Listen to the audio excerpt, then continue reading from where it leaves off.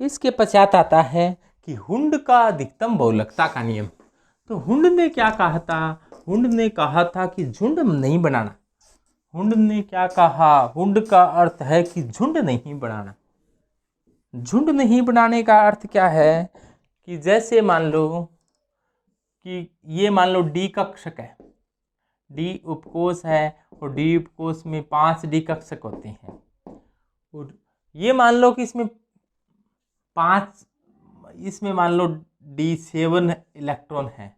तो 1 2 3 4 5 6 7 इस प्रकार से इलेक्ट्रॉन भरे जाएंगे। जैसे मान लो इसमें एक बार अपने ऐसे मानने कि इसमें 3 इलेक्ट्रॉन है, 3 इलेक्ट्रॉन है, तो कैसे भरे जाएंगे 3 इलेक्ट्रॉन? एक इलेक्ट्रॉन भरा गया, मान लो इस प्रकार से क्लॉकवाइज चक्कर लगा रहा है। दूसरा इलेक्ट्रॉन अब इसके पास नहीं आ सकता। हुंड कहता है कि झुंड नहीं बनाना। हुंड तो झुंड, हुंड का संबंध सीधा झुंड से है। हुंड कहता है कि झुंड नहीं बनाना। मान लो डी कक्षक में 3 इलेक्ट्रॉन है, तो पहला इलेक्ट्रॉन यहाँ आ गया, तो दूसरा कहेगा भी यहाँ आ जाए क्या? ना, कि कोरोना हो जाओगे नजदीक आया, दूर चलो।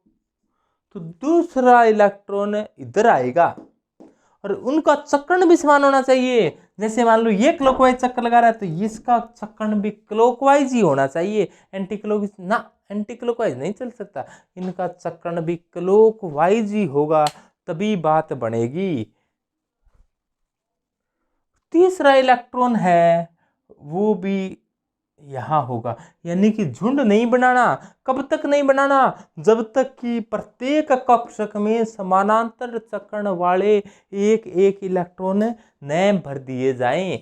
यानी कि परमाणु के कक्षकों में परमाणु के कोई उपकोष है, उनके ये क्या हैं? कक्षक हैं, कक्षक हैं, कक्षक हैं। तो ये इन कक्षकों में इलेक्ट्रॉन का युग्मन तब तक नहीं होता। किसी परमाणु के उपकोष के कक्षकों में इलेक्ट्रॉनों का युग्मन तब तक नहीं होता। कब तक? तब तक नहीं होता जब तक कि प्रत्येक कक्षक में एक एक इलेक्ट्रॉन नए भर दिए जाएं। उपकोष के कक्षकों में यदि एक एक इलेक्ट्रॉन नहीं भर दिए जाएंगे, तब तक इनके अंदर इलेक्ट्रॉनों का युग्मन संभव नहीं है। ऐसा बताता है कौन? हुंड। कुल मिलाकर हुंड का संबंध झुंड से है। हुंड कहता है कि झुंड नहीं बनाना, अकेले रहो, लेकिन अकेले भी इस प्रकार से रहना है कि इनका चक्रण क्या हो? एक जैसा हो, ऐसे ही हो। यदि ऐसे हो गया तो चक्रण विपरीत हो गया। चक्रण विपरीत नहीं होना चाहिए, चक्रण एक जैसा होना चाहिए। यानी कि चक्रण एक जैसे का मतलब समानांतर चक्रण होना चाहिए। तो यदि 4 होते तो इसी प्रकार से भरे जाते, 5 होते तो इसी प्रकार से भरे जाते। अब छठा इलेक्ट्रॉन आ गया तब झुंड बनेगा। छठा आएगा तो यहाँ, 7वां आएगा तो इस प्रकार से। यानी कि पहले सब में एक एक भरे गए और एक एक भरे जाने के बाद युग्मन होगा, और फिर एक एक भरेंगे, उनका भी चक्रण कैसा होना चाहिए?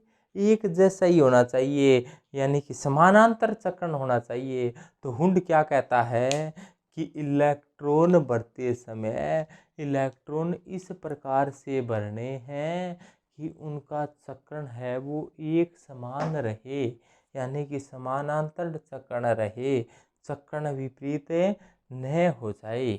ऐसा बात बताई हुंड ने।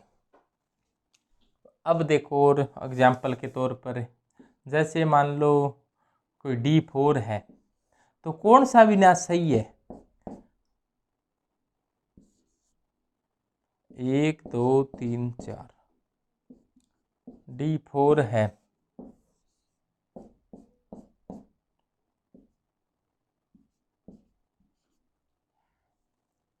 D4 है।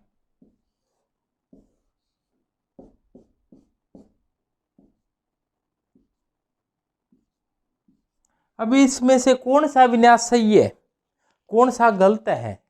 अपने देखें, ये क्लॉकवाइज चक्कर लगा रहे हैं, ये भी क्लॉकवाइज है, ये भी क्लॉकवाइज है, ये भी क्लॉकवाइज है। युग्मन हुआ है क्या, झुंड बना है क्या, नहीं बना। समानांतर चक्रण है, समांतर का मतलब एक जैसा है, सभी क्लॉकवाइज है। झुंड नहीं बनना चाहिए, झुंड बना है क्या, झुंड नहीं है, तो सही है। किसके हिसाब से सही है, पाउली के हिसाब से भी सही है और हुंड के हिसाब से भी सही है। पर ये अपने लिख लेते हैं क्रम वाइज, ये क्रम वाइज लिखने की आवश्यकता नहीं। अपने ये कोई डिसाइड नहीं है कि पहला कक्षक है दूसरा ये है।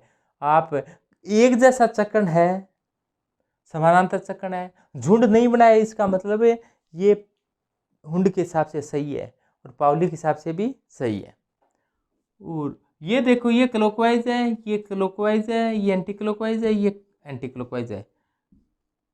पाउली तो इतना ही कहता है कि एक में रहेंगे वो दो विपरीत वाले रहेंगे, बाकी एक में कैसे रहो सही।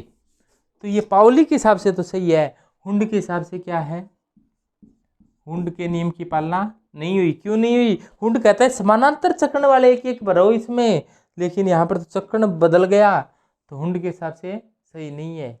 और ये तो क्लॉकवाइज क्लॉकवाइज क्लॉकवाइज क्लॉकवाइज, तो ये तो पाउली के हिसाब से भी सही है और हुंड के हिसाब से भी सही है। पाउली भी सही है और हुंड के हिसाब से भी सही है।